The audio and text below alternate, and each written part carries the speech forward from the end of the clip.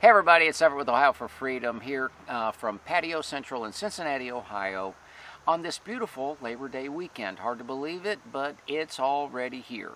On the 20th of August, I was listening to my dear friend Laura Lynn Tyler Thompson's program as she was interviewing Suzanne St. Germain. Suzanne is a former employee of Kenneth Copeland Ministries Canada, and as I was listening to her testimony and she explained how she was fired while she was on medical leave with a broken ankle and some other things, I began to be a little bit disturbed. But I got really disturbed when I heard that she had to take the phone call from an elderly lady in assisted living and be involved in taking the lady's last $90,000, which 2 days later she'd had a change of heart and really realized she needed that money to live. You'll hear that story in just a moment. I got angry, but sinned not. What I did was text the link to my dear friend Paula, who is a former employee of Kenneth Copeland Ministries in the Dallas-Fort Worth area. And before you know it, with the help of Laura Lynn Tyler Thompson, we were able to connect those two ladies. They had quite a conversation, built a rapport between the two of them, and here they are on the program. It's going to be a fascinating discussion. And just before we get into that discussion with Paula and Suzanne, I want to invite you to check out our brand new website. Yes, you can go to ohioforfreedom.com. You can email us there, that's pretty simple, at ohioforfreedom.com. If you'd like to support the program, go to the Donate tab. You can use your Visa, MasterCard, Discover, and even American Express. I don't think we have a Canadian Express, but we'll look into that. And because people have asked, there is also the way to have an automated monthly giving amount if you would wish to. But without further ado, let's get into this interview. I heard the interview that Suzanne St. Germain gave with Laura Lynn Tyler Thompson last week, and immediately I was angry, but I sinned not. And the action that I took was to text the link of that interview to my dear friend Paula.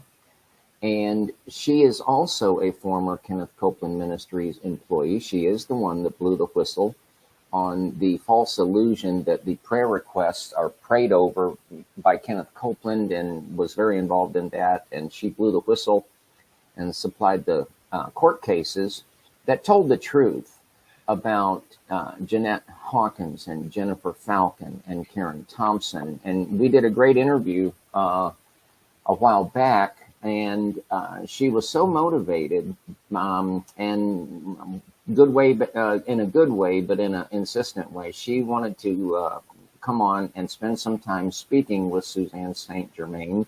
And so without further ado, I'm going to say, welcome to the program, ladies, and thank you very much for being here. Hello, good morning. Thank you for having us. Hi, thank you. Y'all, we got so much to talk about, and we're going to dive in. Suzanne, you've got a lot of information, and I'm so thankful that Laura Lynn Tyler Thompson had the, as usual, just the insight and the boldness to connect with your story and put it out there. But for those that are not familiar with what is like one of there were several, but maybe the top bombshell, could we start, and then we'll go back and get some more of your background, but start with the story of the elderly lady and the $90,000? Sure. Yes. So as a partner service specialist, I was required to be on the phones and take incoming calls that usually centered around prayer requests, as well as offerings and seed offerings. So one day in particular, I answered a call, and there was a lovely, sweet little old lady on the other line, and she had was calling in to let me know that she wanted to sow her seed after listening to the BVOV broadcast of receiving the hundredfold. And so in faith, she proceeded to tell me that she wanted to basically sow her savings, which was in the neighborhood of, I think it was nearly $90,000. And I was a little bit taken aback. I was just right away in my spirit. I thought, this doesn't feel right. I know she needs that provision. She's in a senior home, and so she's going to need this to live on. And so, but she was very determined, and she was going to put her faith on it. So I had to go tell my supervisor, because we have a limit as to how much we could process. And so he basically came in and assisted, and we had to do it in a few different transactions because she had limits on her charge card. So there was a few different transactions that happened, and eventually we got the full amount. And I just remember feeling a certain way about it. I just was not at all enthused about taking that sum of money from this elderly lady. And so a couple of days later, and typically you get a lot of phone calls from the prayer lines, and there's about 6 of us. So they really, you're never going to get the same person calling you like within the same day or a couple of days. So I ended up getting her call again, and she called in and she said, "Hi," her name, and I said, "Oh, I remember you," and she said, I'm so sorry. I've been speaking to my accountant, and he's told me I've made a grave mistake in sewing that I need that to live on. And so she said, I would just like to, request getting that money back if that's at all possible. And I said, yes, I remember you. And so I was just kind of relieved that I ended up getting her call again. And so I did go to, I said, I'm going to, just speak with my managers and whatnot. So at first I went to my supervisor, and then that was discussed with the director. And then basically he called me into his office. He said, yeah, unfortunately it's already been processed. Once it's in the CRA, we can't get it out. And I was a little bit like, I was trying to persuade him to reconsider this position, and that there must be a way that we can recompense her, because she was sounding so distraught, and recognizing that she perhaps needed to be a little bit more reconsider that decision of sewing everything, and that basically is that situation there. How was it when she called back? Was that like 6 months later, 3 months later, a month? It was just later? 2 days later. 2 days later, Yeah. and the 2 days later, when she called, you were the one that answered. What, I mean, just from a natural standpoint, what's the odds of that? Yeah, like that's the odds are pretty low, and so that was where I was kind of feeling like perhaps God wanted me to take this call as part of the story of seeing all the things that were going on within the ministry, and so yeah, it was definitely, I believe God's hand was in it. Well, we're not finished speaking about this, but Paula, when you heard this interview, was it hard to believe that this actually happened, or what was your reaction to this interview, this portion of it? I have to say that I was, of course I was angry, but then I wasn't, I was surprised, but then I wasn't, because of just the way that it's all set up in this whole system, that the Copelands really started all of this. I believe I've talked with you, and I've called Kenneth Copeland the father and the grandfather of all of this that's going on with the greed and the ministries and the churches that are just full of greed, and the televangelism, all of this, I believe, started.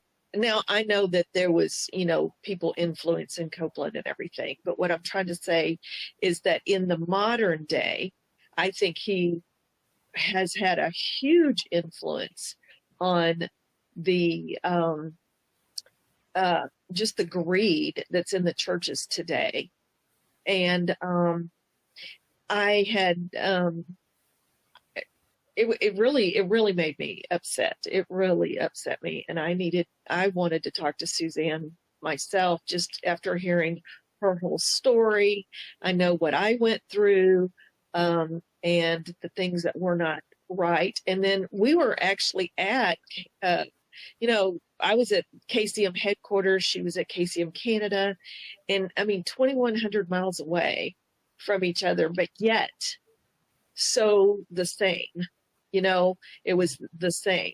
The mentality, it was just like, I've got to get a hold of her, because I really want to have conversation and learn more.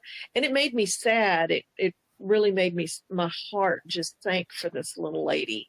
And, that knowing some other stories about folks, which we'll get into, just said to me, what are we doing? What's going on here? Is this ever going to stop?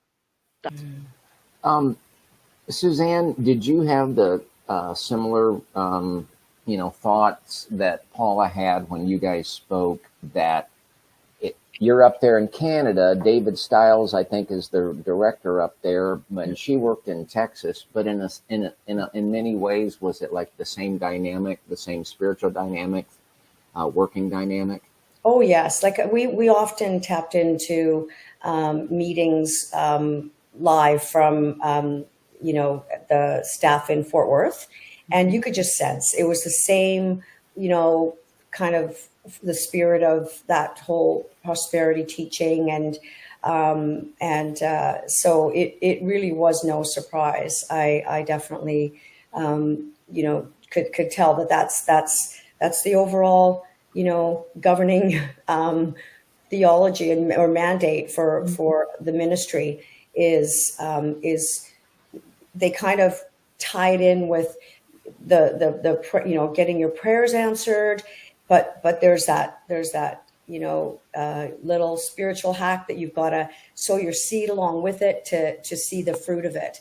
And that's basically, it's almost like people were calling in, like in this with this mentality that as long as they're going to sow this big seed, they're going to get the healing and the money that they're requiring in very specific amounts, etc. So, and it was also really strange when this happened with this taking this phone call.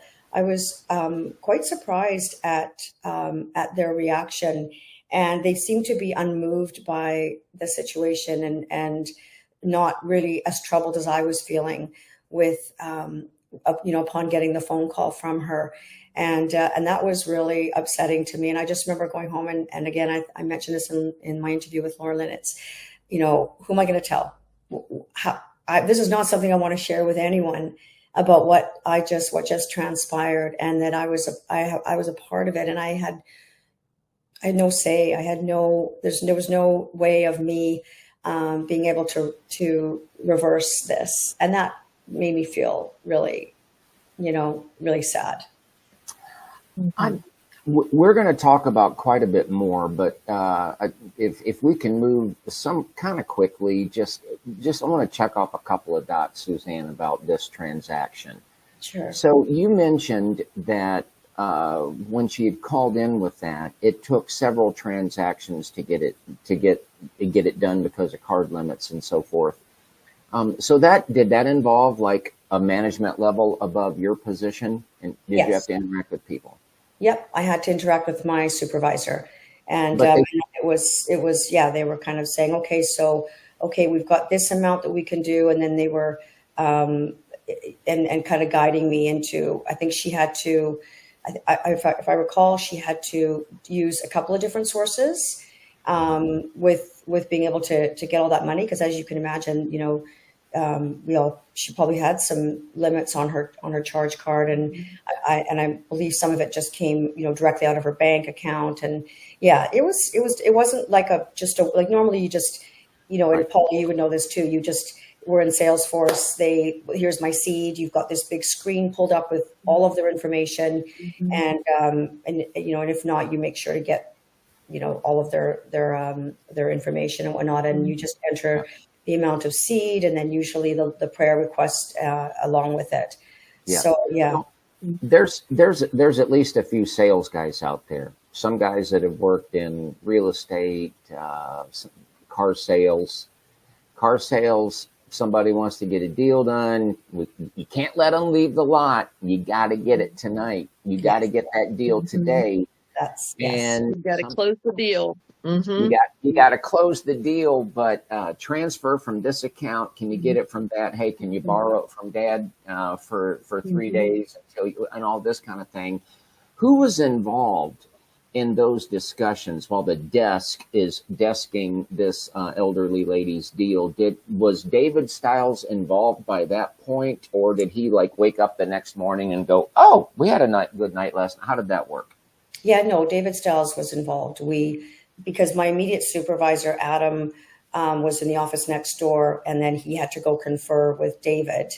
And then, they had a meeting and whatnot. And then I was, anxiously waiting, just thinking, praying that they were going to be able to, of course, we're going to reverse that and recompense her. We know that she needs this provision, and that wasn't the case. Just a quick note. The first time that I spoke with Suzanne setting up this interview, she expressed to me that after she had appeared on Laura Lynn's program, some very well-meaning people had reached out to her and were a little concerned. I don't think you should use and say the name David Stiles. And I didn't understand that sentiment. Wouldn't people want to get some feedback, what the audience thinks? Here in America, over the last week and a half, we went through the thing with Cracker Barrel, the restaurant chain, how the new woke CEO changed the logo and really seemed to more value the banners for the alphabet community and so forth. But the American people spoke up and said, if you want our business, you're going to have to go back and do what you used to do. Maybe that's what some of these ministries need to hear, is just some feedback. But as far as saying something publicly and even mentioning a name, I don't think I've heard anyone speak about this more succinctly than I heard Blaze Foray of the Wake Up and Win podcast. So fair usage, Blaze. We're going to include his comments along this line. Check them out. Are we talking about, if you think about it, Kat Mullins and Joni and everyone, that's listening to this, if you think about it, when Peter was sitting with the Jews, when in the book of Galatians, when Paul talks about his confrontation with Peter, well, it happened in a different city. It didn't happen in the church of Galatia. It happened somewhere else. But Paul goes and writes a book to the church of Galatia saying, oh yeah, and by the way, Peter did this. Why didn't he just confront Peter privately and then sweep it under the rug once it was done? Because he wanted to make a clear point that the activities and actions of Peter, a high-level apostle, were antithetical to the gospel of Jesus Christ. And he had no problem writing it down for church history for the next 2,000 plus years until the return of Christ and beyond. Is that gossip and slander? Well, of course she wouldn't say it's gossip and slander, but it was true. Well, why didn't they deal with it privately? Well, they kind of did amongst the Galatians, but he publicly rebuked him to his face. And then he decided to write it down. Well, not among the church of Galatia, it was at the other city, but he told it after the fact to the Galatians. So why didn't he just deal with it in that other city? Why didn't he pull him aside privately? I'm telling you, what we're being rebuked for in this video from Kat Mullins is actually she would have had to rebuke the Apostle Paul for the same thing. Was David involved in the, in the processing of the original payment? No, my immediate supervisor was, but I believe he was getting direction from David Stiles. Okay. Yeah. Paul and I live in America. You're in Canada. In America, if you walk into any retail store and make a purchase, there's a return policy on that. Yeah. Cars is one thing that is a little bit different. If you make a purchase in home, someone comes to the house and they have a home improvement where they're selling for some reason there's an in-home sale. Virtually every state that I know of has a 3-day, that would be 72-hour right of rescission, that if notification is made, fax, email, or whatever, then the customer that no longer wishes to go forward, any monies that were put down, that is refunded. Does Canada have any? I'm just talking consumer now. Does Canada have similar laws on return policies and so forth? 30 days to return things, and absolutely. And for the most part, you can get a full refund, even on and on bigger purchases as well. Like I remember I purchased a couch at the Brick and I had 30 days to return it. So yes, we do have that. And even, logistics aside, in terms of the policies in the retail forum, this is really, this is a ministry, and I even if it was locked into the CRA, I'm not sure about that, but there's funds that it could have been, I believe, a contingency fund or something that it could have been, taken out of to recompense her. Hey, my name is David Stiles. I'm the Executive Director with Kenneth Copeland Ministries here in Canada. I want to exclusively invite you to be the first to try our new relationship video email series. Paula, I have to ask, that came up in the interview with Laura Lynn, okay? The CRAs, that kind of thing. But, if it comes right down to it, I've heard Kenneth Copeland many, many times talk about giving this gift, sowing that seed, or whatever. I don't mean to put you on the spot, but I'm going to ask you, if it came down to it, could Kenneth Copeland himself, just write a check to this lady just to bless her if he wanted to? Does he have enough money, or would he have to take up a special offering campaign for that? He's a billionaire, so I definitely think he has enough money. Well, if it hasn't been made clear, yes, I personally have some issues, absolutely, with Kenneth Copeland Ministries, but I would ask you, if you are a fan or a follower of Kenneth Copeland Ministries, I just gotta ask, is this okay?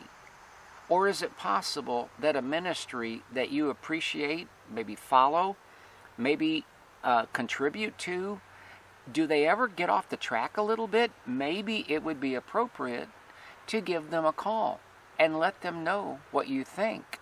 They might appreciate it.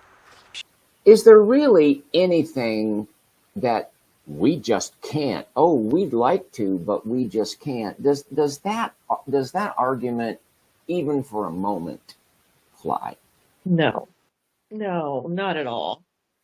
Not at all. I mean, it is putting me on the spot, but I can't even imagine that there wouldn't be anything at all that he could not turn around and all he has to do, all David Stiles had to do probably was pick up the phone and talk to somebody at headquarters and tell them the situation. If David didn't feel comfortable himself refunding that money, he could have called headquarters. He could have talked with an executive at headquarters, and they could have refunded her money. They could have done it, but they didn't want to do it because it looks great on the books. It sure does. And who knows, maybe they did confer and had a head office. Yeah, and they could have. Yeah. Nope, can't do it, Mm-hmm. knows. Did David Stiles, because he's the top guy there in Canada, is that correct, Suzanne? Yes, So, but no longer with the company. Yes. As far as, I know this is an American saying, but I think people are familiar with it. As far as Canada's concerned, the buck stops with him. Did he express to you, yeah, we need to take care of this, or what was his reaction to your, conveying to them that the lady has had second thoughts and she's called? To be honest, I literally was only in conversation with my supervisor, which was a little bit surprising. David, often would have meetings with his with the management, and things would be conveyed to us. So a lot of it was, decisions were made in his boardroom office, etc. So I wasn't even, and that's another thing too, is I didn't even feel like there was any kind of follow-up to, what I was feeling and dealing with, and talking that through. It was just, it's almost like this is a business transaction. Don't get emotional. This is a business transaction here. So that, that was a little bit disconcerting as well. Yeah. Everett, can I ask Suzanne a quick question? Absolutely. Okay. So were you able to talk with David Stiles at all?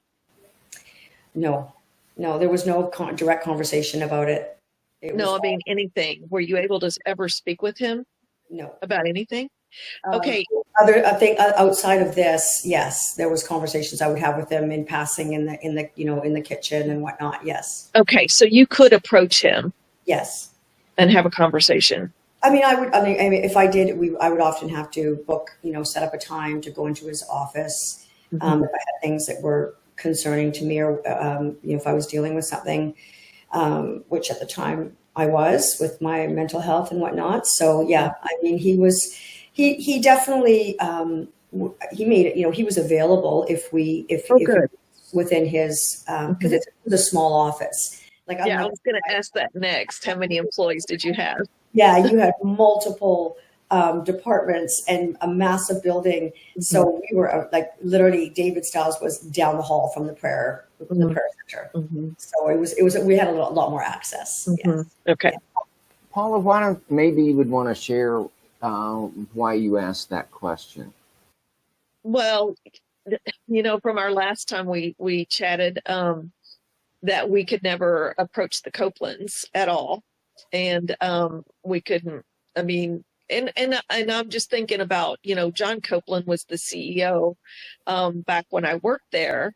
And I don't even think John Copeland even had conversations with us. He wasn't available to us at all. So it was definitely, they were just off limits. Let me run this by both you ladies, okay? Because you were both, you worked in this company, this business. You experienced the culture and so forth. Like, how would this have been a regular thing or a completely out of the norm thing for David Stiles to say, hey, we can't do this? Not sure how y'all do it in Texas, but here in Canada, when a lady calls back 2 days later and this is all she has and she's elderly, we can't do this. We have to fix that. Would that be a normal conversation in that environment? Mm-hmm. No. There's some fear. And that's one of the things that Suzanne and I talked about was just the fear mentality there. And it's still going on. I mean, it's still going on for sure. Yeah, well, Suzanne, we're very tied into the Fort Worth as well. Even though we have the autonomy being the ministry in Canada, the decisions come from above and from head office. It trickles down, and it's. I don't think that in an area to do with finance or donations that he would have autonomy to be able to say, no, we're going to do it this way. And again, it probably, it was probably reflected well for the Canadian office to bring in maybe a couple 100,000 that day. To your knowledge, Suzanne, did David Stiles even take a swing at it, go to bat, and did he report back? Did David Stiles get back to you and say, you know what, I talked to Texas and my hands are tied, I can't do anything? Did that ever happen? No, there was no conversation like that. No. Do we have a phone number for David Stiles? I mean, Or the number? it's not directly. There's Well, I mean the office up there. I don't mean his home phone number. yeah. Oh yeah, that would be on the Canadian website, KCM Canada. Do you have that, Paula? I do. I'll go ahead and write it down. I just want to write it Okay. down. So I have, and Suzanne, you'll probably recognize these numbers. But anyway, so I have two phone numbers. I have 877-480-3388. Okay. And then I also have 604 Yeah. 888-4382. Okay. I know some people think you're not even supposed to talk about this stuff. Folks, we're not advocating that anybody, yell, scream, dox anybody or anything. But can I just ask a blunt question, Suzanne? Please don't be offended. I mean, I know America, I think pretty good. Are Canadian Christians, like a lot of American Christians, like afraid to hold spiritual leaders accountable? I believe that when you're in an environment that is, where they are creating an atmosphere of, you've got to fulfill a certain quota of phone calls, and you have your time away from the phone is monitored. If you arrive at 6:32 a.m., which I did a couple of times, but then I would stay 15 to 20 minutes later in the afternoon at the end of my shift. If I was in the middle of a phone call, you get flagged. That all propagates fear. So you're not exactly feeling like you have a safe place to go and say, and talk openly to the leaders or to be able to share concerns and whatnot. I mean, I did, and I think it cost me my job because I was not afraid to go against the grain, and I would just ask questions. And so, yeah, I think that there's definitely a fear, like it's yes or no, sir, it's a tight ship. And so there's definitely that sort of fear of going to your leader. In this particular ministry, I worked at Also Power to Change, another ministry. Never had that sense. I had a super chill manager, and we all joked around. We had if I was almost, feeling very anxious when I'd make a mistake because of what happened at KCM. And they were just, oh, don't worry, here's how you do it, very supportive. And so it was like night and day in terms of being able to go to the Christian managers and leaders there. That's Wait, crazy. so you're saying the environment in the secular workplace that you're in now is actually, you feel more comfortable than working at a ministry there at KCM Canada? Well, yes, that is definitely true. But the other ministry, the Power to Change, was a Christian ministry, and so just giving you kind of a contrast of that, I was able to go to my Christian, supervisor, and that was so I worked in two different Christian ministries, and so that was a very different experience between the two of them. But yes, and also in my job today in the secular world. Anytime I can go to my supervisor, and as a matter of fact, I had a tough conversation with my director yesterday that I wanted to get his support on, and he was very appreciative that I came in and shared my concerns and had no issues at all there. I felt very supported. Well, maybe David Stiles could call the guy that you work for now and get a few pointers. Paula, you've got a major thing that we want to discuss, and I want to get to that in just a moment. But I help me interview Suzanne about this, if you would. Because before we're done, Suzanne, I'd like to talk about the way that you were dismissed from KCM Canada, where David Stiles is the director. But did you ever experience any like job demotions or anything like that? And Paula, help me make sure we get the story straight from Suzanne. Did you ever experience any job demotions or anything like that? Yes, I did. Yes. And that was not a pleasant experience.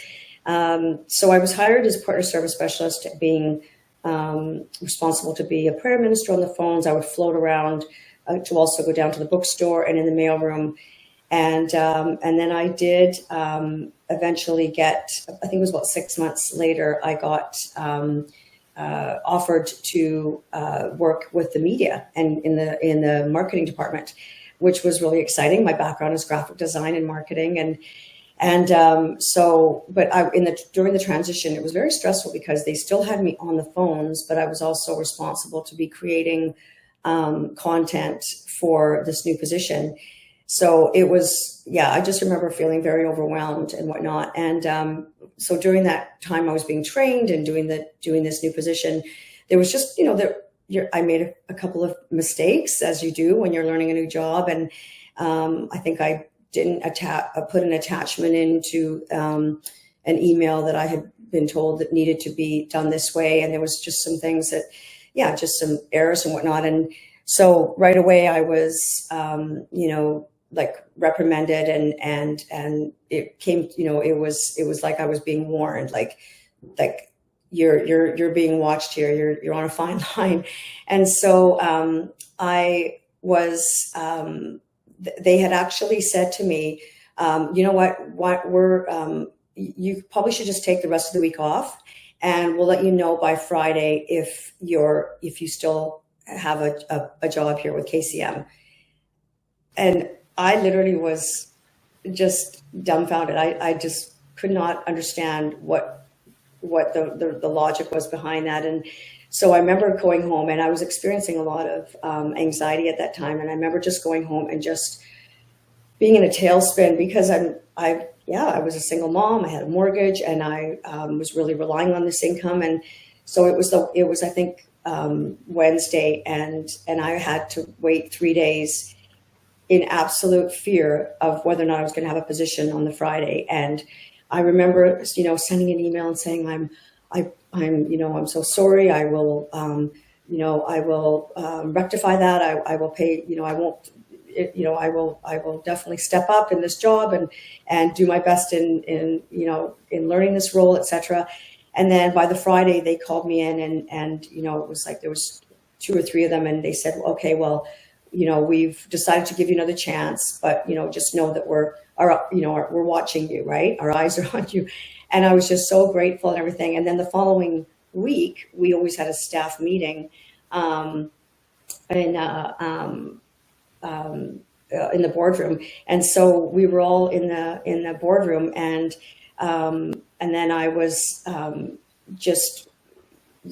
David Stiles made an announcement and said, "Oh, I'd like to make an announcement." And he said, "We're going to congratulate my coworker on her new position as partner service specialist," which was my position.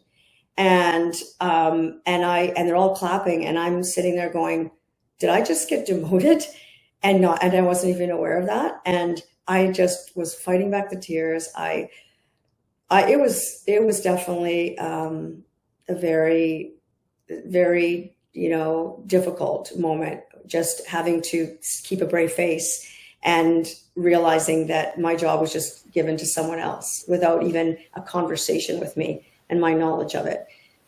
So I guess it was almost like, but then right away it was, well, I'm just so grateful that I still have a job. And that was sort of my thoughts on that. Paula, I actually have a few words to say, so I'm going to ask you to react. Okay. I'm sitting here thinking, I heard, I'm not sure if I heard it from Everett from your podcast regarding Darlene Bishop, but somewhere this week I heard that what you just described is spiritual abuse. It is a clear example of spiritual abuse. Then you also have a little bit more to that story that you shared with me, which if you don't feel comfortable sharing, that's fine. But that is spiritual abuse 101, that they did that to you. Am I correct, Everett? Yeah, I've got a little more to say, but Okay, I'll hear what you have to say. I'm done. Well, then I'll go there. It is spiritual abuse. But ladies and gentlemen, this is also group dynamic spiritual abuse. Mm-hmm. This that Suzanne just described, you got to hear this. This is cult, CULT behavior. It is a public shaming within the group dynamic. It is a shaming of a very dear sister, our dear sister Suzanne. They did not have the decency to speak with her and announce this decision or consult with her. In America, especially in the Deep South, this would also be plantation behavior. But this is a group cult dynamic. And follow this now, Suzanne, you were being shamed within the group, but it was done in such a way that everybody has to clap and be happy and celebrate. And nothing against the person that they promoted, but the person that they promoted was at that time being used as a prop in the group cult dynamic. And that's my opinion. Happens to be right, but that's my opinion because it happens to be right. That's right. That's what you guys had talked about, I believe, earlier this week. That cult, that it's very cultish, and that's what I felt like when I was at headquarters. In fact, it was during that time that I was I'd say probably about 4 months, maybe, before I finally left, when we were in the new partner service center, and they would get up in the morning. I don't know if they did this in Canada or not, but there would be, 2 or 3 supervisors or leaders or whatever get up and do scriptures and have prayer time. Did they do that there, Suzanne? In our before we actually started working? No, we would only do that when we had our board meeting once a week. Okay. Yeah. So every morning before, or I think it was about every morning before we started, we were at our desks and we were about to start working. They would try, 2, 3, 4 people in, they would do a little devotional and do prayer time. And I honestly believe I started to see, and I know that it was, the Lord just starting to show me, because it was in their devotion time, that the things they were saying. And I thought, this is a cult, because it was like, okay, everybody get in line. It was always the scripture and the prayer about, all the employees kind of getting in line with, the ministry, getting in line with what they preach, getting in line with the beliefs and that kind of thing. And you lose your individuality is what I was feeling, that I was losing me. Yeah. And so I never got an example made of me like you did. That's taking it to a whole other level. Yeah. Yeah. It definitely, I definitely was just very confused. Like, this is a Christian ministry, and I am being treated, so with such disrespect and contempt. And it was almost like they made me feel like I had done something illegal. Like, even with the position that I was in, I was trying so hard, and I was, trying to learn this new job, which I know I could have done. And it was like, nope, back to your position. And then, they ended up, I didn't even get my partner service specialist position back. They put me down to just prayer minister, where all I was doing was on the phones. which did become problematic when I started to experience a lot of anxiety and whatnot. Yeah. And to recap what you were saying, Paula, like it is that the prayers were very scripted. Even when we were praying, there wasn't this ease and you're praying from the heart. It was like, I'm praying according to how I think Kenneth Copeland would pray and how we would pray. And, and sometimes we'd be in the boardroom and we'd sort of let loose a little bit with the prayer. But Dave would say, okay, we don't want any funny business here, when we're praying. And I remember one time someone came to and laid their hands on me and was about to, get into some, prayer. And then all of a sudden it was done. We're okay. That's it. We're, moving on. And I was just like, okay, I thought the Spirit was moving and we could just roll with it. But yeah. We could, if anybody just would like to, just express what they think at 877-480-3388, it might be appropriate. Because if people don't speak up, you can have a blind spot. People don't even know. They think, hey, everything's good. Don't you? I want to move on, ladies, but I think like constructive feedback is like important, Hey, I got an analogy for you. When you're flying an airplane up there in the sky and you can't see nothing, you got to look at the instrument panel because you can't tell what's going on by looking at it. You got to look at the instrument panel. Maybe we need to be the instrument panel. Show somebody how high they're flying or how fast they're flying. Oh, I won't get into I do have a thought real quick question that I wanted to ask Suzanne. So did the situation with the elderly lady happen after you were demoted or before? That was, I believe it was after. Okay. Yeah, it was after. So you were back on the phones? Yes. Okay. Yeah, it was after. I am trying to transition to another topic. I'm done. One last question on this. And please, if we can just Suzanne, did the people that received the phone calls, were y'all ever required to make outbound calls? Oh yes. I don't know. Yes. Yeah. And Paula, you probably had the same mandate with a certain number. You had that we'd go into the camp, they'd say, okay, the new campaign is up. And they would go into the folder and there'd be like hundreds of contacts. And the campaign was centered around, whatever scripture they decided. And you had to have a certain number of outbound calls throughout the day. And you would call them and you would open up with, just calling to see if there's anything that we can agree with you in prayer. And then, of course, you would finish off with, as a partner, if you become a partner, you get your prayers, you get prayed over by Kenneth Copeland, etc. And so there was a lot of stress around trying to get the number of outbound calls because everybody would be, you would be almost like dialing as quickly as you could to get the outbound, because in between the outbound calls, you'd also be getting the inbound calls.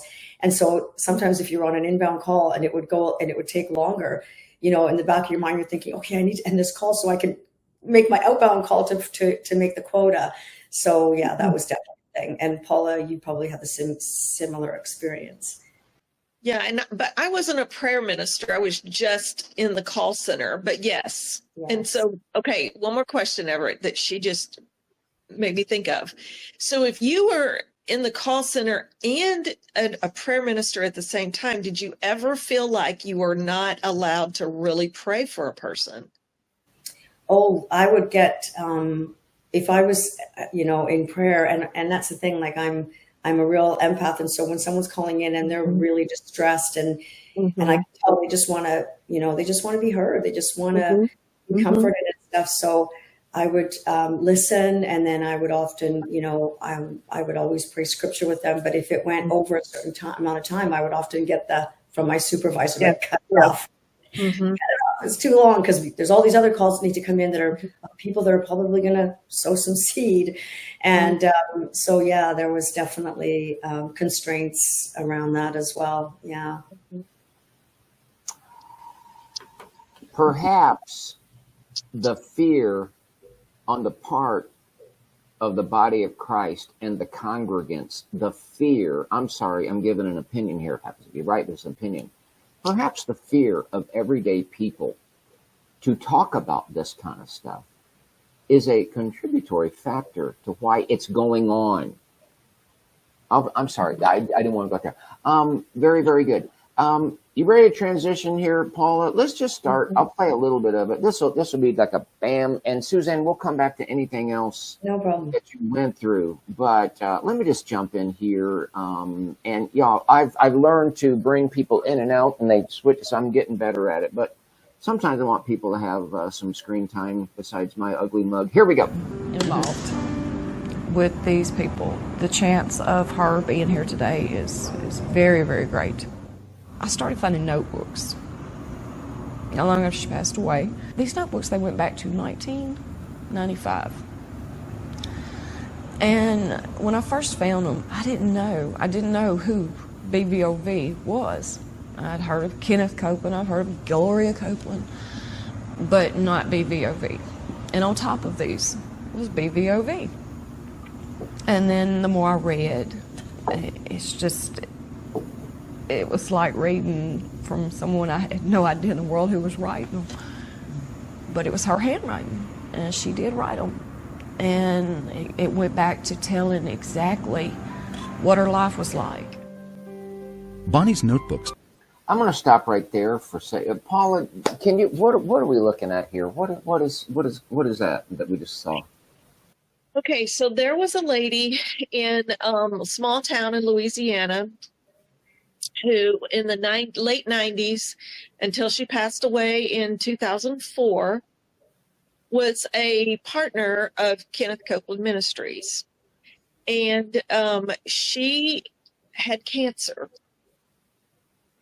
And she was believing for healing from cancer because she was always watching the BVOV, Believer's Voice of Victory, and she was always watching Healing School, Gloria Copeland, talking about, the healing, and all you need to do is have faith, and, all of the thing, years of teaching from Gloria and Kenneth, but mainly Gloria, I believe.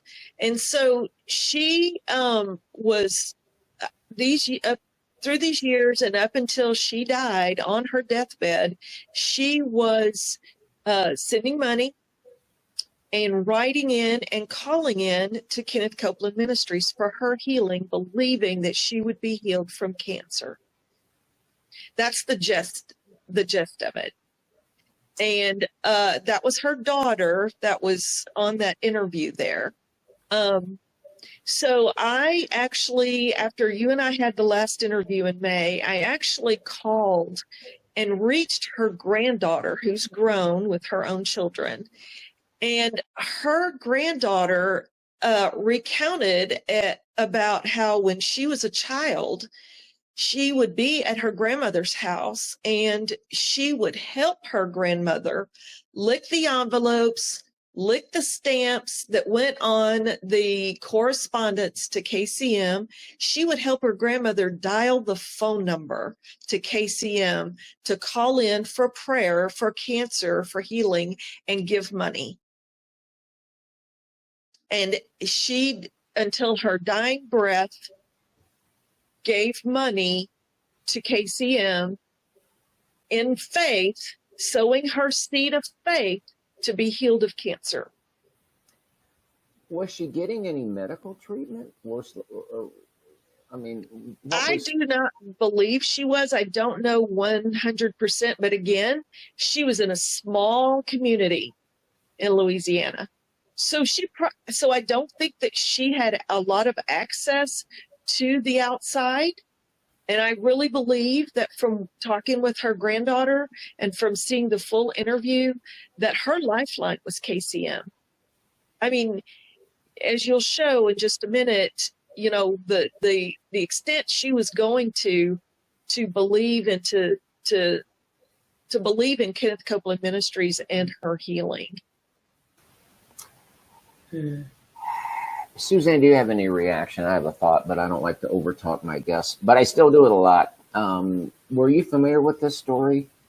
Yeah, I wasn't until I spoke with Paula on the phone. And again, having worked for the ministry, did it come as a surprise to me? No, it didn't. And I mean, again, it was that whole, God isn't a genie. Rub the lamp, and you get your prayers answered. And that mentality that you stick your tithe money into the vending machine and out drops the bar D6 immediately. So there was definitely that mentality. It wasn't about building the relationship with the Father and and understanding His heart, and that everything happens for a reason and a season. So it's not surprising, and that people would tie their healing. And I mean, obviously, God is a God who heals, but I think it just became like it was this formula that it was just you were going to get it.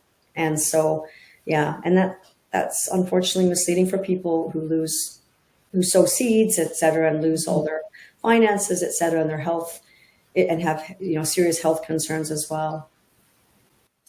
And just the belief.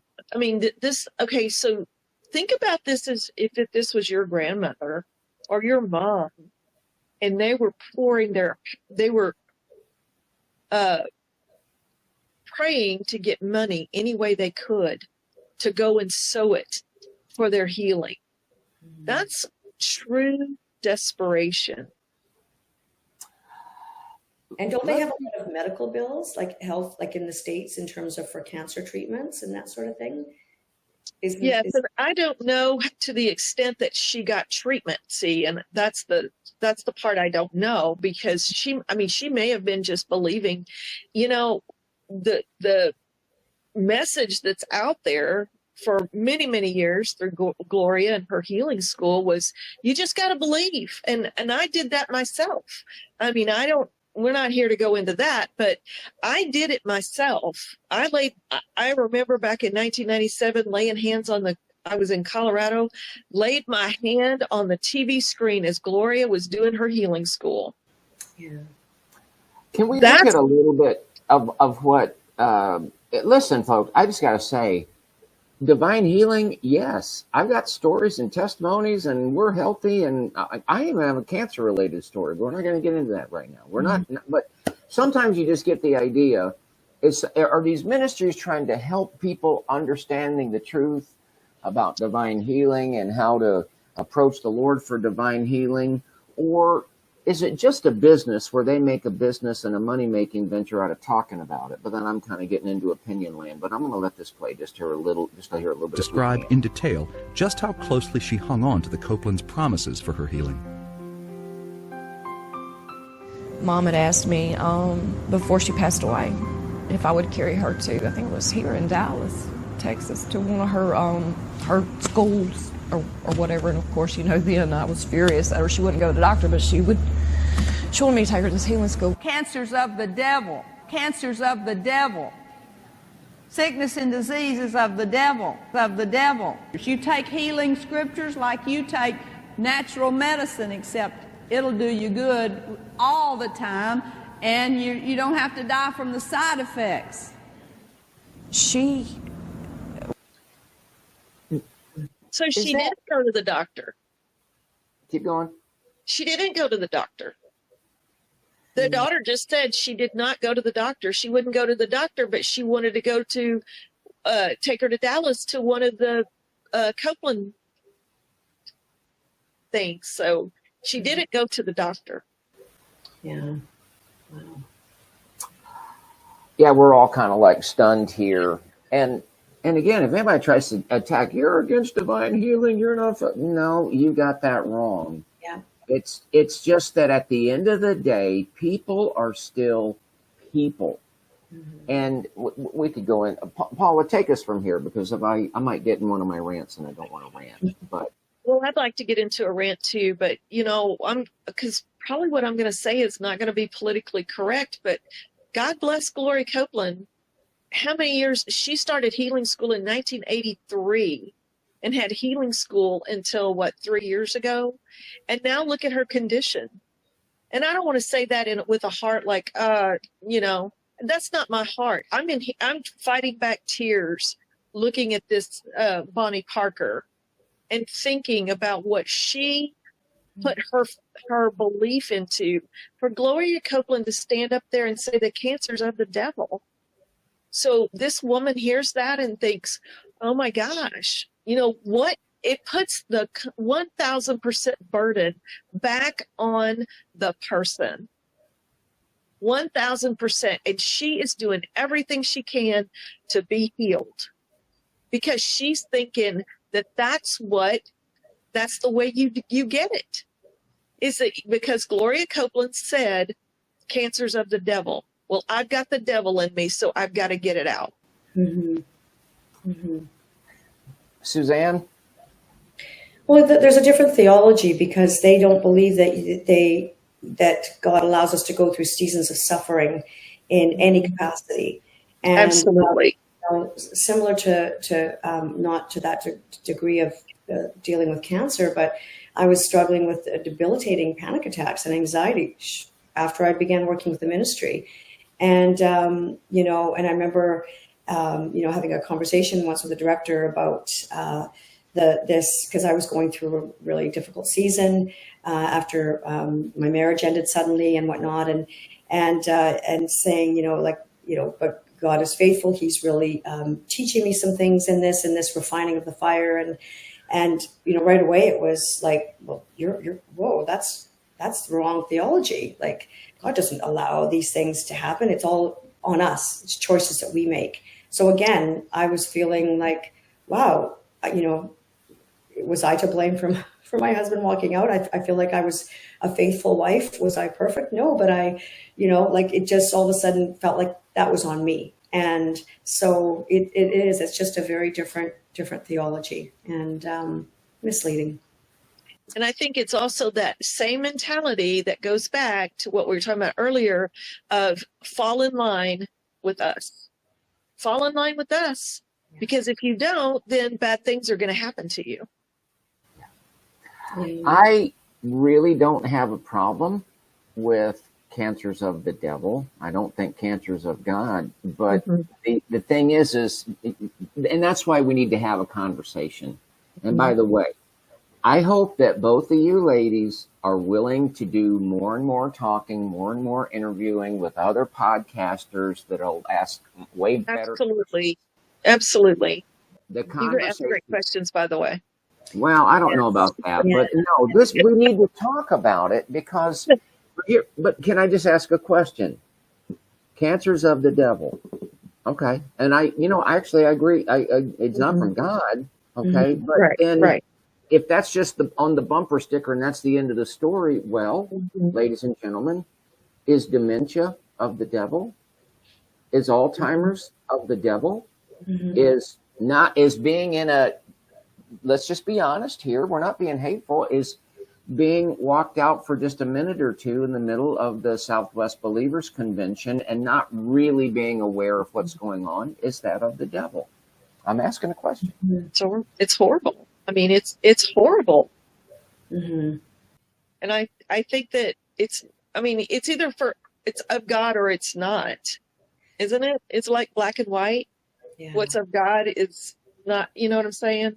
But it's more so that they believe, it's almost like we're going to give you this spiritual hack as how to things from God, get your healing, get your money, and it's so much about storing up treasures on earth, which the Bible is very clear about, that we're to store up our treasures in heaven. And it's just looking back, I feel like who was I back then? Like, how did I buy into this? Absolutely. I think the same thing. Right? Like listening to him and on. And it's just so much about the giving and the giving. Even when I first went to the Believer's Voice of Victory convention, I was so excited. I went to their convention in Fort Worth for the week. And I tell you, I have never seen a bucket pass before me so frequently. And people running down the altar, waving their arms in the air, throwing like heaps of cash on the podium, on the platform, just throwing it. And I'm just thinking, for somebody that's maybe come here and just being introduced to Christianity, they're going to feel a certain way. Like, seems a little odd. And it was always about the sowing, you know, and to get that 100-fold, and the reaping and sowing. And I, you know, I mentioned this in Laura Lynn's interview as well, is people would call in and they would say, you know, I want you to agree with me in prayer for that. I want 750,000 tax-free land in the U.S. and a Christian husband. And they would get offended if I didn't verbatim pray that. And or I need 2,500 in my bank account this Friday to pay my rent, because Gloria would often say, you put your bills there, right? You say it is paid in Jesus' name, you know. And again, so imagine the disappointment in people when Friday would come and their rent check would bounce because they didn't get that deposit put in. Even at the Believers Voice of Victory convention, there was one particular speaker that said, one of you here tonight is going to get a large sum of money deposited into your bank account, but just make sure that you do not flag the bank of this error, not like hide it, cover it up. So I was just like, this doesn't seem right. This doesn't seem ethical, right? I'm going to say one other thing. In the clip of Gloria, and pray for Gloria Copeland, but see, and I could get into it. I recently, at that same most recent convention, I hear like sort of adjusting of the theology, but narrative, to try to deal with the fact that, you know, folks, we all get old and eventually we die. Okay, it's a big revelation there. But one of the things that concerned me was that we just heard Gloria say, you know, it's better than, you know, or you can take medicine and die of the side effects. I'm not going to replay it, but isn't it better to get some medical treatment? And if healing takes you out of the need for medical treatment, that's great. But it almost help me out here. That just seemed a little extreme to me. We're missing a really important component as well. What about the person's interaction with the Father themselves, in terms of when they're seeking God? Lord, you know, I really want to trust you. I want to put my faith on this. And if God is speaking clearly to them, like, you're going to be healed, you know, naturally, and they're hearing God directly, not through the voice of Gloria Copeland, or, you know, like, I'm going to be with you, and they're going to, obviously, there's treatments in place for a reason to try to eradicate the cancer and whatnot. And I don't believe that is conveying a lack of faith if you are going and getting medical treatment. Just like if you have high blood pressure, you're going to go get some medication, you know. And so if you've got diabetes, you're going to take insulin. There's things to you know, combat and to you know, remedy the different illnesses that we have. That doesn't mean you're not walking in faith. And I think that was what was very dominant, that message. And so people felt that they were not. And same with me when I was going through panic attacks and anxiety. It was like, well, God has not given you a spirit of fear, Suzanne, but of power and love and of sound mind, right? In Timothy, 2 Timothy. And so I had that, oh gosh, I'm not putting my faith on it. I shouldn't be in fear. This is on me. Like, what's going on? And then you start to get feel condemnation as well. And that's not the Father's heart. It's not his heart.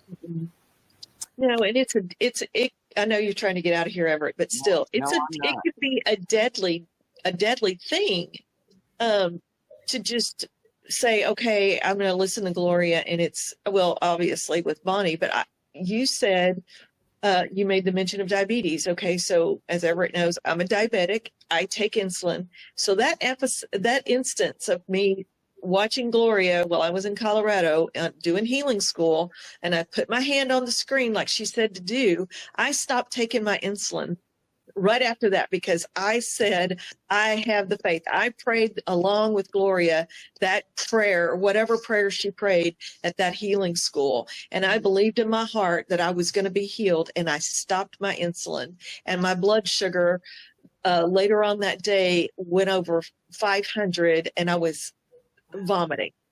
Wow. Now, in that moment, did I not have faith? Did I not have faith? Yeah, I believe that I have faith. And who are you to question whether or not I had faith? Yeah. But how many people that we don't even know of have just stopped their medicine cold turkey and they died from it? We don't even know. Yeah. It's a real thing. And the hypocrisy, real quick, the hypocrisy is crazy, because I know for a fact that Kenneth and Gloria have had a longtime doctor in Dr. Don Colbert, and in Florida, and now he's in South Lake, and he has been their doctor. And Kenneth went on a sabbatical back in 2007 because he was having back problems, down to Florida to be treated by Don Colbert. Fact. He got up and told us in a chapel. So there is such hypocrisy here that I just felt like I needed to say that. I have my own personal story with that, but I also have that story that they have been treated by Don Colbert. It's a fact. Yeah. Suzanne, you had something you wanted to say. Yeah, like on the opposite side of that, I had to go on medication for my anxiety and whatnot. And I remember I was at a Reinhard Bonnke conference, and you know, they were speaking, and they were doing a little bit of a healing message, and I felt the Spirit of God so strong on me, and he was talking about medications and getting off of it if the Lord was leading you. And I just felt such a strong confirmation of that. So the very next day, I stopped my medication cold turkey. And I know this medication, I had done the research, and I knew the side effects. There were so many, and it was like really difficult to get off of. I didn't have one single side effect. I was like, didn't get the dizziness, the vertigo, the headaches. So, you know, that is a situation, but I felt that the Lord was I felt it so strong in my spirit. That was my own, you know, experience. It wasn't them saying, you know, throw it away. Like it was, you know, it was something that if you felt God was leading you to do that. And so it was so, I just felt God's, you know, speaking to me and saying, you're fine. You'll get off it. And I was able to get off of it cold turkey. So, you know, but again, it's seeking him for, you know, him yourself and discovering that. Yeah. Absolutely. Yeah. And so there you have it. We're not, you know, anti or against. Folks, I don't have time. I could tell you about a surgery that was scheduled and had to call the day of and say it doesn't need to happen. But we don't have time to go. Ladies, I'm gonna ask. There's at least two other things I want to call, and I'm not in a hurry. I'm just really sensitive to your schedules. But so let me just get this out of the way. This will bug me if I don't. Okay. I grabbed this from the little piece of video that we did, but can both of y'all, you have to go back through the time machine a little bit, but Paul, let me start with you. What are we looking at here? We're looking at a generated computer generated letter, response letter to Bonnie. So what I used to do, and I'm sure that Suzanne used to do, was just to generate these letters. You put in the information, the partner information into the computer, and it looks like it is a personalized letter to that person signed by Kenneth and Gloria, addressing whatever their need is. Suzanne, would you concur? Is that what this looks like? Oh, yes. Those letters are so familiar. Yeah. It was like the written word itself.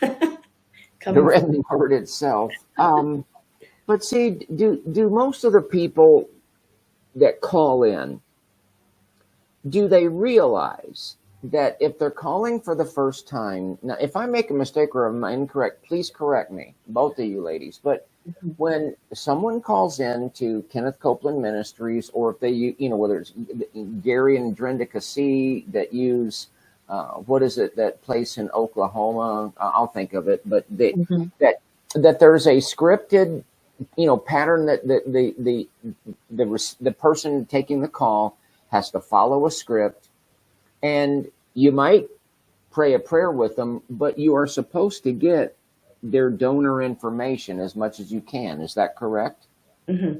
Yes. Yeah. Mm-hmm. I mean, There, you want to and there's that database that they're in, The Okay. so Salesforce, that you can. we use Salesforce. There's a lot of fields that you have to enter in. So as you're talking on the phone, you're entering in all that information as quick as you can. And then once that information, so like, would this be the same when Joni Lamb says, you have a prayer need, call right now?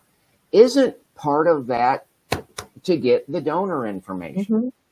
Yeah, Okay. absolutely. Okay. Absolutely. Yeah. Just so we're not all totally stupid here. That's part of what's going on. So once somebody calls and for prayer or whatever, and then that donor base, they become part of the donor base. What happens next? They never hear from anybody again? Or They what? get the computer generated letters. And then the computer generated letters. And then they get on our calling list. So when we're doing our outbound calls and we get the big campaigns, a list of names, you know, again, you get the script, you say exactly what you want to say at the beginning of the phone call. And then, so now you're accumulating every time someone calls in, you're accumulating a massive partners database. And of course, you know, we'll say, you know, it's under the guise that we're getting your information because we want to know your prayer requests and see where God has answered them, etc. And basically, yeah, it just creates a big partner base. And Paula, you could probably speak to that too. Well, it jarred my memory. It jarred my memory about something. Did you ever? I remember getting robocalls, and it was a recording of Kenneth. Do you remember that? Did that ever happen, that they would do robocalls and it'd be Kenneth and you'd answer the phone and this is Kenneth Copeland? Yes. Come to think of it, you're right. Yes. Yeah. And it was Kenneth, and he would be reminding you of whatever the Believers Voice of Victory or the Southwest Believers Convention is going to be held on blah, blah, blah, blah, blah, blah, blah. And I do want to add something, Everett, with respect to the whole calls and the inbound and outbound and the campaigns and whatnot weekly. So we would go into the boardroom. And again, this is where it would really propagate fear, is we'd go into the boardroom and we'd see the spreadsheet overhead on the projector, on the screen, and it would be reflecting all of our names of the partner service or the prayer ministers. And it would show inbound calls, outbound calls, TA, time away, and there's probably a couple other things. And so ranked in order of the quota, your number of calls. So I remember one time I was at the bottom because I was taking all the inbound calls because the guy next to me was really quick to dial out.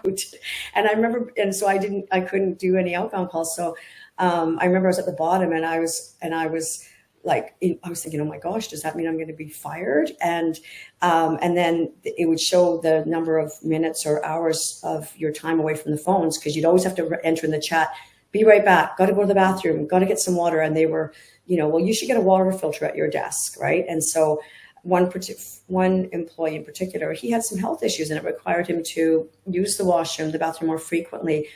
And so, and he was always so nervous to see that the stats, because his time away would be much higher. And he actually told me in confidence that he almost lost his job because of that. So that's discrimination. Mm-hmm. Yeah. Well, it would be in fear to look at those stats. I'm telling you, you'd be like, okay, at least I'm not at the bottom of the rung. I'm second to last. Yes. Yeah. If I think it, I'll say it. So they wanted you to get a water filter at your desk. Yeah. Hey guys, I got an idea for you. It won't eliminate all of the bathroom breaks, but you could have catheters installed at the desk. That's what I was thinking. I almost said that. Potty at your desk. Yeah, I know. It was. Okay. We're going to cover at least one. I want to at least look at one other thing. I'm going to do the reverse. No, I'm not. I'm not going to say that. I was going to say a worse dynamic. I just want to really encourage both of you ladies. This is a discussion, and people hear this stuff, and nobody is saying just discard everything you ever knew or whatever, but truth comes, sometimes our understanding, it has to happen in layers and in a process. And some of the good that can come out of a conversation like this is not going to be a one and done. So I want to encourage you ladies, do more interviews, talk to people. People need to understand when RoboKen is calling that that's somebody that made a decision. RoboKen might not even know that he's RoboKenning you. That might have been a decision that somebody else made. Okay. But but I have to say that I would say, oh my gosh, Kenneth Copeland called me, like. Yeah. And I want to add too, Everett, it took me a long time to deconstruct this, because you're in this ministry and it's almost like you can't even fathom, you can't even comprehend that this is happening to you, even with just how I was treated and so mistreated and disrespected and dismissed. And it's like you're just going, well, this is a Christian ministry. There's no way that this is wrong. And so, and again, don't touch God's anointed. And so I've held this in for a long, long time. And I'm realizing now there's so many things coming up as a result of me speaking about it. It is cathartic in a way, because I feel like, wow, I've got people that are saying, we hear you, we're validating what you went through. And before I was never able to be validated for it. Mm-hmm. So this is quite therapeutic and freeing as well for me, and part of my healing journey. That's awesome, Suzanne. I'm glad to hear that. Yeah, thank you. I was just going to say, there's something that I've noticed. I don't have a better term for it. I'll call it the rationalization justification. So when you bring something up, what he really means is what is, and I just want to say, stop with the rationalizations. Mm-hmm. Just look at it for what it is, because I'm going to make a statement. That rationalization justification, I can hear that thing kicking in when we're talking about like Suzanne, what did you say that was? The software that tells you what to do? Salesforce. Okay. Here is what I mean by rationalization or justification. Well, this is a professional ministry and there's a spirit of excellence and we need to have governing tools, and this is all necessary so we can further the gospel, and it's all about winning souls. Spirit of excellence, you nailed it. How many times did you hear that term, Paula? Oh my God, every day. Oh my gosh, the spirit of excellence. Every day. Ingrained in your brain. But I want to play just a clip. I want to play a clip that in RoboKen's own words actually proves that that's not true. Because if you believe that premise, then what it would mean is the more dollars that come into the ministry, the more souls would be saved. Mm-hmm. But RoboKen doesn't believe that, and I'm just gonna prove it. This is RoboKen and RoboKen's own word. It's okay to laugh, Suzanne. And his beautiful bride is right here, Christy. And we did some TV in Colorado the other day. You don't want to miss that.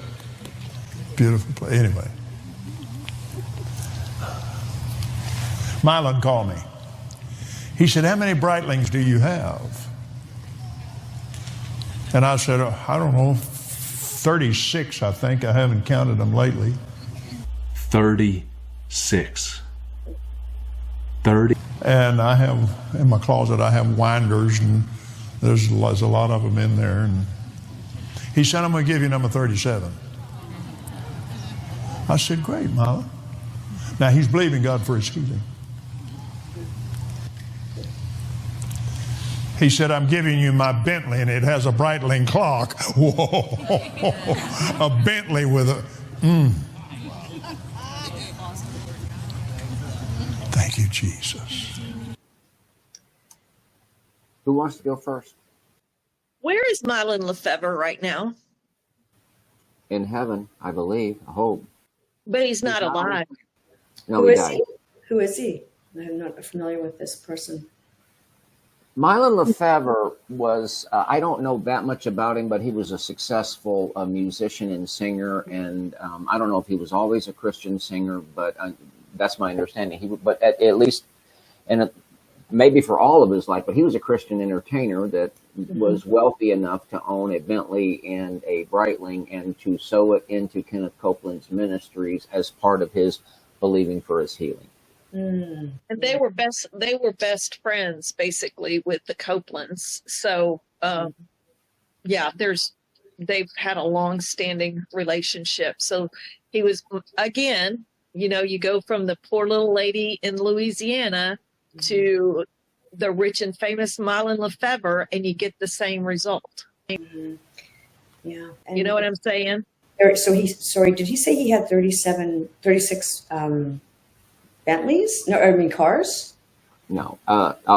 This is what he's talking about. And the reason that I played this, yes, I'm a little sarcastic, folks. Thank you. It's a gift. I try not to flaunt it. But I believe that clip is proof that there's some holes in this idea of excellence, and the number of dollars equals souls. Yeah. Because Kenneth Copeland, obviously, Robo-Ken does not believe that, because Suzanne, he's talking about Breitling watches. And thank you to Justin Peters, who I grabbed that clip from. But a Breitling watch, I guess it's really the watch for aviation and so forth. But those watches, Paula, am I right? They're like between $100,000 and $200,000. Yeah, they're outrageous. They're outrageous. Wow. And so the story was that Mylon Lefevre, who's dying of cancer, was dying, and decides that he's going to give a Breitling watch to Ken. And but Ken finds out that Breitling watch is built into a Bentley. And he's telling that story to his widow. And that's right, his widow. Yeah. And I'll just say this, and then I'd like to get y'all's reaction. But no, you do not believe that all these dollars come in mean that we can preach the gospel and win souls. That video, as far as I'm concerned, is proof that Robo-Ken does not believe that. Yes. Because if he believed it, he wouldn't own 37 watches. Yes. You could put those on the open market. You can drill wells. You can do all kind of things. To me, that is proven. I really want to hear from y'all, but I got to get this off. I got to get this off my chest. This is therapeutic for me too. I get some therapeutics in here, and I'll just say this. I can't think of hardly anything that would be so put it this way. I never want to be the old man that is sitting in a room looking at 37 watches and gloating over that. What a miserable, sad existence. Well, but I mean, if you look at the Believer's Voice of Victory and the Southwest Believers Convention and all the speakers and the preachers that are up there, there's always reference to a number of very valuable things that they have. Jesse Duplantis was boasting about his 26 custom chandeliers in his home, and I mean the other day I came across a clip where he was asking the cameraman to zoom in on his runners because it was lined with gold lining of some sort, and it's like, how does that translate to the person who's struggling and working 3 jobs to make ends meet, is below poverty, and they're looking at this going, wow, so if I just sow what I have, I'm going to have all these riches. And it's just so misleading, and it's wrong theology, but they're always tying into just the opulence of it, and the number of jets they have, and again cars and watches, and how your home, you were able to import the finest travertine tiles from Italy, and how is that relevant to the gospel? That's my question. Paula? I think they think it's relevant to the gospel that you are, it's just the the belief that this shows you're blessed. Your worldly whatever shows that you're blessed. Yes. Yeah. That's a good yeah. point. Yeah. I was sitting here thinking that, just remembering back to when I worked there. Of course, I worked there with 500 people, and just really, hardworking people that they drove, secondhand cars and regular old cars and had regular clothes, and some of them just really lived from paycheck to paycheck. And yet you've got, Kenneth and Gloria and their family that's driving the best of the best. Mm-hmm. And it just didn't translate to any kind of equality, really. Mm-hmm. And I think I'm not a Bible scholar. I'm just going to say it up front. But it reminds me of kind of how Pharaoh was. He sat up in his quarters and he dictated. He was a dictator, and he had all the great things. And while the peons worked for him. Mm-hmm.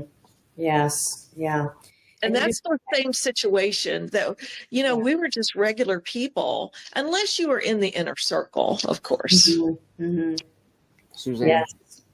Yeah, no, I just remember, feeling like I better not, let people know that I still have a mortgage and I have debt. Mm-hmm. And, so, cause they say, well, we're supposed to be debt free.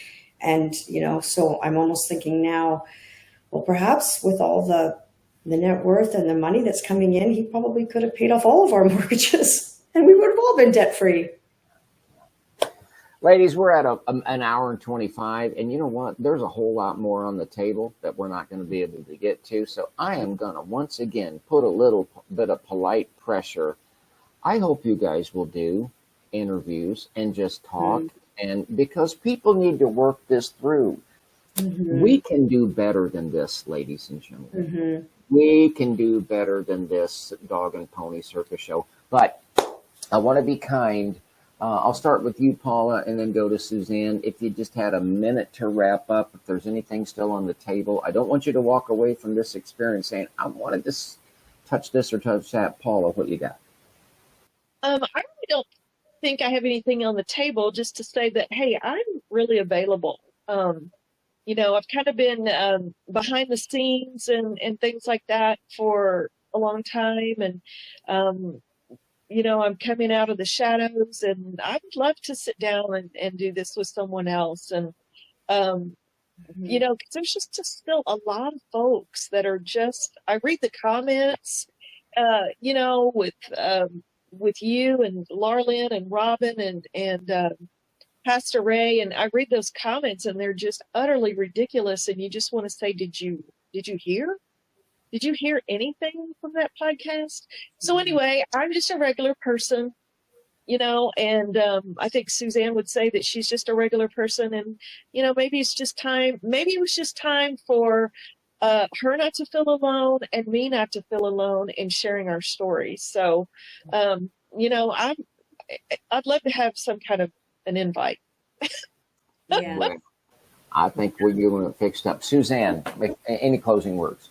Yeah, I mean, that's true. I echo what Paul was saying too. And, to be honest, I had PTSD after working there, primarily after really quickly, that I was dismissed suddenly. And looking back, I wish I had hired a lawyer, because it was wrongful dismissal. I was on a medical leave. I had broken my ankle, and I was told to be on bed rest, and so that I wouldn't require the surgery and whatnot. And I was called in, and the medical leave was approved. And I was called in 2 weeks in to come into the ministry and have a meeting with David and the HR manager. And so I remember walking in and just thinking something is not right. And they were just looking very serious, and there was all these papers laid out on the table. And David proceeded to tell me, we're just here to let you know that you will no longer be working with KCM. Push forward the documents that were all signed and reviewed by their lawyer, and that I would, maybe take it home, look it over, and that if I agreed to that I had actually quit the company, then I would get a severance package. And later on, I found out that at the staff meeting, they basically informed the staff, oh, Suzanne will no longer be coming back from her medical leave. She's decided to go on a different path. And that wasn't the case. I was literally terminated. And when I asked why, I said, can I ask why? What the cause, what I'm being dismissed for? And well, we just don't think you're the right fit for this company after almost 4 years in, and me being like giving it all. Like, I poured my heart into this. I took it so seriously. When I prayed with the partners, I remember my friend would say, gosh, Suzanne, like, it's just so inspiring to hear you pray. You're such a prayer warrior. And, I gave it all. And so that was a really traumatic moment for me. And just walking out of there going, I don't even know what just happened. So, yeah, it's unfortunately, I wish I could say there were some great experiences. I did enjoy working with some of the staff and whatnot. But, that was like the nail in the coffin for me. We're going to have to leave it right there. But Susan, I just got to make sure I understand. I try to boil everything down to hillbilly redneck because I got to be able to get in touch with my roots. So you had the ankle injury, but you're on leave.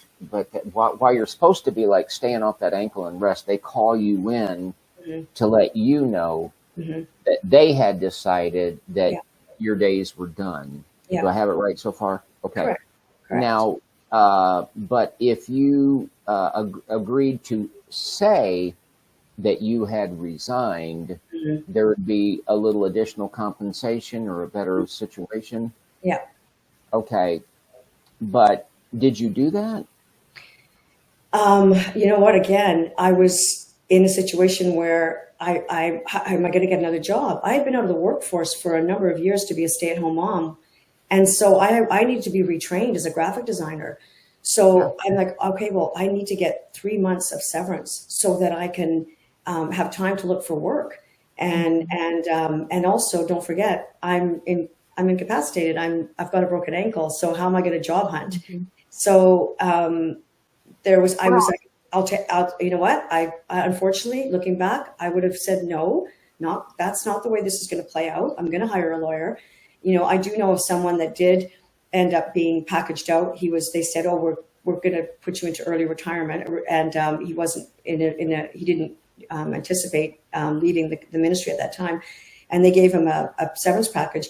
And he said, you know what? I've given you 30 years. No, that's not good enough. He hired a lawyer and ended up getting a lot more. So, well, and please do not in any way beat yourself up. You were totally blindsided, totally. Yeah. That's part of the spiritual abuse and the cult behavior. And they're asking you to walk out telling the rest of the world a lie. But so I mean, that's cult behavior. David, you need to fix that, dude. Stop it with the cult behavior. Kenny, Robo Ken, you this needs to stop. But I just want to, I'm sorry, I want to clarify one thing before we bounce off. And I do, because I've only got so much room on the hard drive. I really have a legitimate reason. I got to do a hard drive update, everybody, a hard drive update. But I just want to see if I understand something. They made the decision to give you the boot, correct? Okay. But then in a staff meeting, they told the staff, hey, we decided to give Suzanne the boot, or did they tell them a different story? No, they said, Suzanne, we have an announcement to make. Suzanne will not be returning after her medical leave. She's decided to take a different path. Now, whether or not anyone actually questioned what that path was, nobody reached out to me to ask me. And I was like, you believe that? Like, you guys know, I love this job, and and I'm very, committed to the partners in terms of, for me, it was all about being able to pray with them. The taking the money thing, irrelevant. So yeah, I'm surprised that but then again, nobody would dare question. No one would dare say, what's going on? That doesn't sound right. Now, Suzanne, is kind of an American thing, but I am old enough to remember Dragnet. Dun, dun, dun, dun, dun, dun, dun, dun. So I just got to say, nothing but the facts, ma'am. Nothing but the facts, ma'am. So here's what I'm going to say. Because I got to boil it down to redneck. Trying to reconcile Dragnet with redneck, it's challenging. And I've only got so much hard drive. But here's what I want to find. So they made the decision to get rid of you. And I know they said so, but what they told the staff was that you made the decision for them to get rid of you. Is that what they did? Well, they didn't say that it was my decision for them to get rid of me. They just basically said I took the initiative. I mean, I made a decision to not return. I know, but I'm trying to boil it down to Dragnet, hillbilly, redneck. So they made the decision to get rid of you, but they told the staff that you voluntarily decided to leave. Yeah, I wanted to pursue a different path while on my medical leave. Okay. I had an epiphany that I wanted to, become an astronomer or something. I don't know. Suzanne, the thing is part of my mission is I realize not everybody out there speaks redneck, and I do. I'm a certified proficient redneck speaker, and a hillbilly redneck is an additional designation. So what that means, though, I'm just trying to boil it down to my native heritage hillbilly redneck. They lied to the staff after they got rid of you. Now, people may not, that's what happened, just so you know. That's exactly what happened, because I was told that by a friend who was still on the inside. And that's, that's accurate. And sadly, I wish I could tell you a different story, Everett. This is not easy to, convey this, because I was always so concerned about the ministry's reputation and God's reputation. It took me a couple of weeks to even tell anyone that I was let go.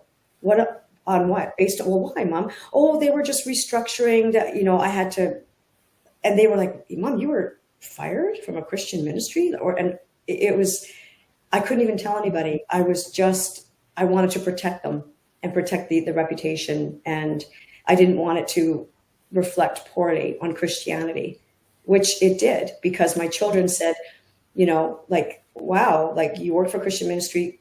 And again, their faith was really challenged. And there was a lot of things. There was a lot of, it was a domino effect. There was a lot of things affected after that, and that they wouldn't never even know or care to know that affected my life. So, yeah. I hope both of y'all will accept invitations, because this needs to be talked about. And there's other people out there that need healing, because the Lord wants them to move on and find not only happiness, but usefulness in his kingdom. And I believe that's happening on a big scale. I have one thing to say real quick. Okay. There's that much space on the hard drive for you. I think that if Suzanne and I'm not trying to speak for Suzanne, but I think that I'm on the right track here, that I think it would be good if we had the opportunity to say and tell the story of what has happened kind of in our lives since leaving KCM. And that it's powerful, because it's heartbreaking. There's been some real struggles in our lives, and even to this day, and me, it's been since 2007 that experience affected me even to now. Yes. And I think Suzanne has that story too. Yes. So I would like I think the opportunity for us to go in and talk about post KCM and our lives, and how it's affected us. Yeah. It with does. Our walk with the Lord, Absolutely. with our walk with the Lord, with our families, with our, our attitudes towards church and that whole thing. Yeah, definitely. It definitely took. They don't understand that. It does. It takes a toll. Well, I know where you have at least one invitation, and so we're going to hold it. But I hope we're going to facilitate that. I really am serious about the hard drive thing. I got to do a little maneuver. Suzanne, thank you. This was a big step. Paula, thank you for taking a second big step, and I feel like there's more steps in the way. So I'm gonna sign off. That was a very, very powerful interview. I want to say my thanks once again to Paula and to Suzanne.